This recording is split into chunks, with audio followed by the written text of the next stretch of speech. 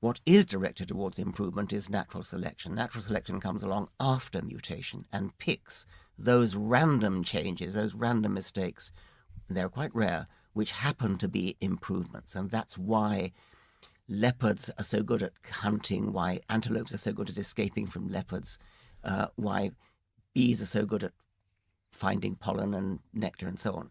Everything is good at what it does because its ancestors were good at what they did because of the genes that they had. And how can people get their head around the quantum leap between this mildly a worm, a nematode or an annelid that suddenly gets some sort of phototropism by a light-sensitive cell into an eye?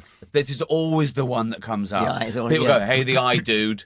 No one could. That could never have evolved. Yes, Well, why couldn't the eye evolve any more than a leg? Yeah, it's a particularly actually it's a very good example. It's a particularly easy example, as a matter of fact. And you can, because we've got the stages dotted around the animal kingdom, and so we can find cases where the animal only has a light sensitive cell.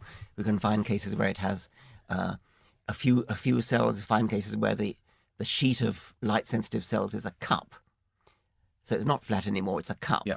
That means that there's a slightly greater chance that it'll pick up light coming from one side rather than the other. Now the cup closes over gradually, steadily, and steady gradient closes over until the cup is so closed that it becomes a little hole in the top. Pinhole camera. Yeah.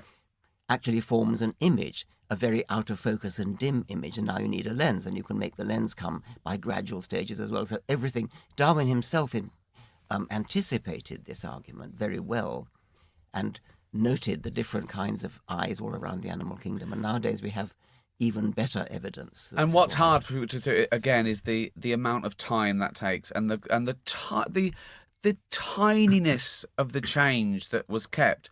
There's a computer program that I used when I was at college, where a computer randomly throws up a six-legged, three-chambered bodied an insect, right, to make it into another insect, right? And the aim is to get to that insect. So at random, it takes a billion things for it to stop on that thing. But then they put into the program, when it gets something right, the computer program keeps that forever. Which is like reproduction. Exactly. Yes. Yeah. And then it's fast. And people can see the change, because I think I wrote that program. You wrote that? I think so. I think that's in Good Guys Finish First as well, isn't it? Oh, no, it's in the other one. It's in the Blind Watchmaker. That's called. I mean, I think it's the program that I wrote called Blind Watchmaker, or it may be the one called Arthropomorphs.